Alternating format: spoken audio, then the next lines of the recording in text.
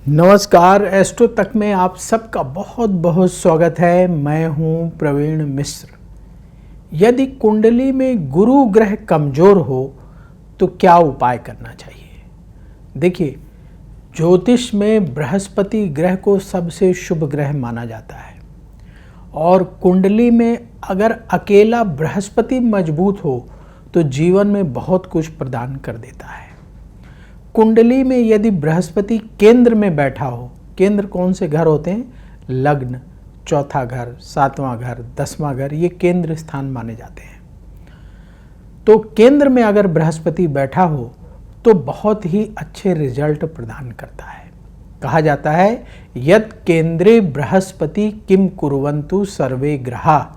जिसकी कुंडली में केंद्र में बृहस्पति बैठा हो उसका बाकी ग्रह क्या बिगाड़ लेंगे, यानी कुछ नहीं बिगाड़ पाएंगे।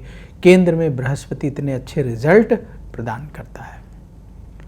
तो यदि आपकी कुंडली में बृहस्पति शुभ है तब तो ज़्यादा टेंशन लेने की आवश्यकता ही नहीं है। ज़िंदगी अच्छी बीतेगी, काम भी बनेंगे, प्रोफेशन में सफलता भी मिलेगी, धन आएगा, सुख सुविधाएं भी रहेंगी।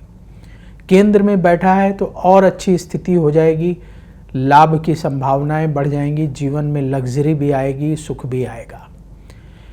लेकिन यदि बृहस्पति कमजोर है, बृहस्पति कमजोर कब होता है पहले ये जान लीजिए।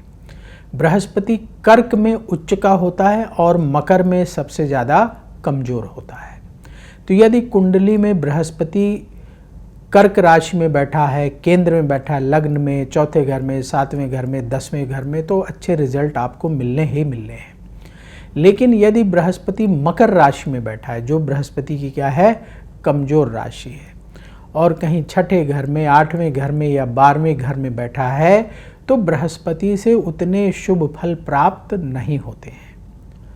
तो ये उपाय उन लोगों को जरूर करना चाहिए जो हम बताने जा रहे हैं, जिनकी कुंडली में बृहस्पति कमजोर है, यानी नीच का है, मकर राशि में बैठा है, या छठे घर, 8वें घर या 12वें घर में बैठा है, जीवन में संघर्ष बहुत ज़्यादा है, कष्ट बहुत ज़्यादा है। ऐसे लोगों को ये उपाय अवश्य करना चाहिए ताकि आप भी धन प्राप्त कर सकें, जीवन में सफलता प्राप्त कर सकें, सुख प्राप्त कर सकें और अपने दुखों को दूर कर सकें। बहुत ही सरल उपाय बताने जा रहे हैं, नोट कर लीजिए।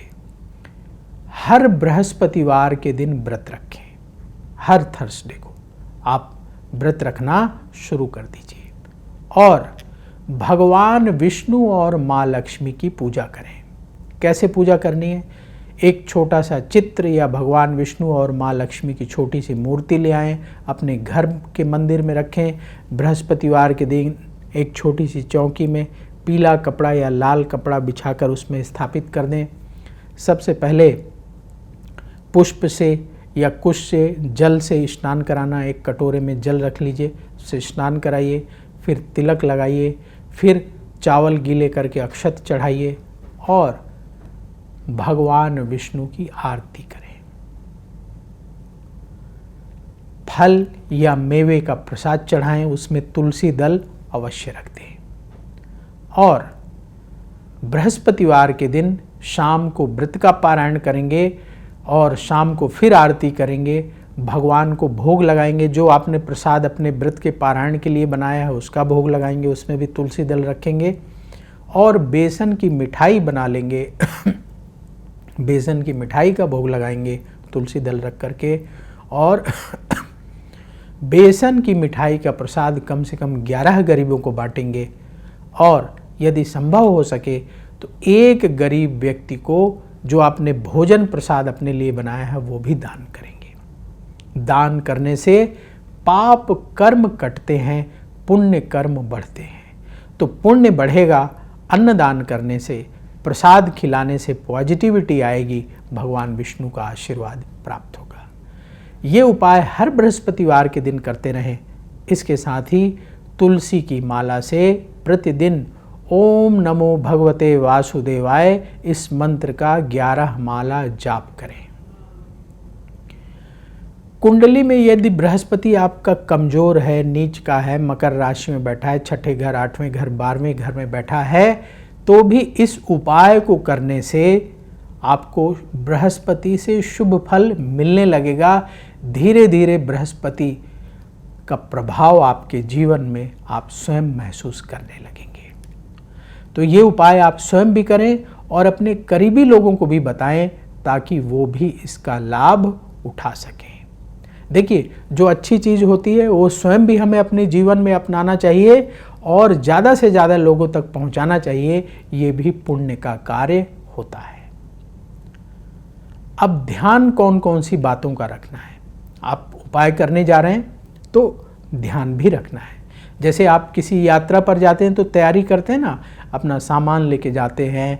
आप ज़्यादा दिन के लिए जा रहे हैं तो अपना ब्रश मंजन रखते हैं, अपने कपड़े रखते हैं, अपनी दवाइयाँ रखते हैं, सब तैयारी करके जाते हैं। तो इसी तरह जब आप भगवान विष्णु का व्रत करने जा रहे हैं, आप पूजा करने जा रहे हैं, तो उसकी भी तो तैयारी करेंगे।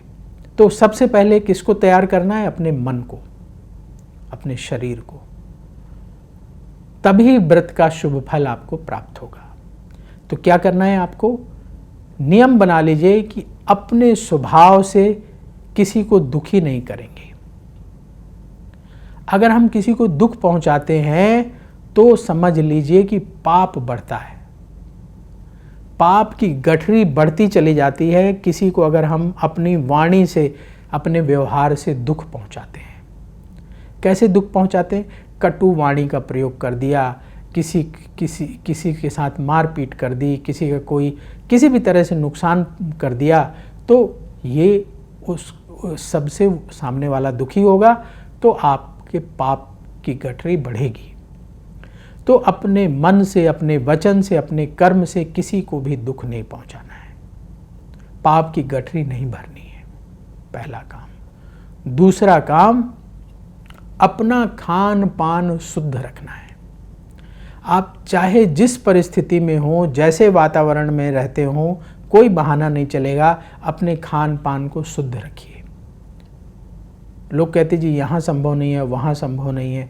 देखिए, हर जगह संभव है अगर हम चाह लें। तो अपने खान पान को शुद्ध रखें, शुद्ध शाकाहारी भोजन ग्रहण करें। अपनी दिनचर्या को ठीक रखें। कितने बजे उठना है, कितने बजे सोना है, कब क्या करना है, कब क्या नहीं करना है, दिनचर्या डिसिप्लिन होनी चाहिए। जीवन में सफल होने के लिए अनुशासित जीवन बहुत ज़्यादा जरूरी है। जिनके सोने का समय तय नहीं है, जागने का समय तय नहीं है, खाने का समय तय नहीं है, उनके जीवन में सफलता भी तय नहीं होती। तो एक अनुशासित जीवन जीना है, एक मर्यादा में जीवन जीना है। अगली बात, नशे का सेवन ना करें या नशा करने वाले लोगों की संगति ना करें। ना नशा करना है, ना नशा करने वाले लोगों की संगति करनी है। अगली बात, ऐसे लोगों से दूर रहना है जो लोग नेगेटिव बात करते हैं हर बात में कि ये संभव ही नहीं, ये हो ही नहीं सकता, ऐसा होगा ही नहीं। चाहे जितने अच्छे लोग हों, अगर नेगेटिव बात करते हैं तो वो अपने जीवन में भी कुछ अच्छा नहीं कर पाएंगे, ना आपको कुछ अच्छा करने देंगे। जहाँ हैं वहीं रह जाएंगे। तो हमेशा नेगेटिव बात करने वाले लोगों को समय ना दें, उनसे दूर रहें। अच्छी बात करने वाले लोगों की संगति करें, जो अच्छी अच्छी बातें करते हैं, खुद भी प्रयास करते हैं आगे बढ़ने का। तो अपनी संगति को अच्छा रखें। अगर आपको ऐसे लोग नहीं मिल रहे हैं तो अकेले रहना बेहतर है। आप अपने जो दैनिक कार्य है वो करें, अपनी पढ़ाई लिखाई, अपने ज्ञान को बढ़ाने में व्यस्त रहें। तो ये छोटी छोटी बातें हैं जिनका आपको ख्याल रखना है। तब आप देखेंगे आप बृहस्पति ग्रह से शुभ फल प्राप्त करने लगेंगे और आपके जीवन में उन्नति होने लगेगी। इसके साथ ही एक छोटी सी और बात, मंत्र जाप तो आप प्रतिदिन करेंगे ही, उस मंत्र जाप का समय, स्थान और आसन एक रखें। जिस समय प्रतिदिन करते हैं उसी समय करें, जिस आसन में बैठ के करते हैं उसी आसन में करें, और जिस स्थान में बैठ के करते हैं उसी स्थान में करें। कोशिश करें कि सप्ताह में एक दिन किसी धार्मिक स्थान में सेवा दें। क्या सेवा देनी? वहाँ चले गए जैसे गुरुद्वारे में लोग सेवा देते हैं, ऐसे आप मंदिर में चले गए, वहाँ शिवालय है उसकी सफाई कर दी, मंदिर की सफाई कर दी, और पंडित जी लोग अगर कोई सेवा बताते हैं वो सेवा कर दी। इस तरीके से आप अपनी दिनचर्या रखिए, आप देखेंगे भगवान बृहस्पति की विशेष कृपा होगी, बृहस्पति ग्रह से शुभ फल मिलने लगेगा। तो वक्त हो चला है आपसे विदा लेने का। कमेंट बॉक्स में जय श्री राधे जरूर लिखें। राधा रानी की कृपा से तुरंत आपको पॉजिटिविटी की प्राप्ति होगी। बोलिए जय श्री राधे। क्या कहती है आपकी राशि? कैसा होगा आपका दिन? क्या है आपके लिए शुभ रंग? कौन सा उपाय आपके बिगड़े काम बना देगा? पर्व और त्योहार मनाने से आपको क्या लाभ होगा? ग्रहों के बदलते गोचर कैसे आपकी किस्मत पर असर डालते हैं? अपनी किस्मत चमकाने के लिए आप क्या विशेष उपाय करें? ये सब जानने के लिए देखिए एस्ट्रो तक, सिर्फ एस्ट्रो तक। नमस्कार।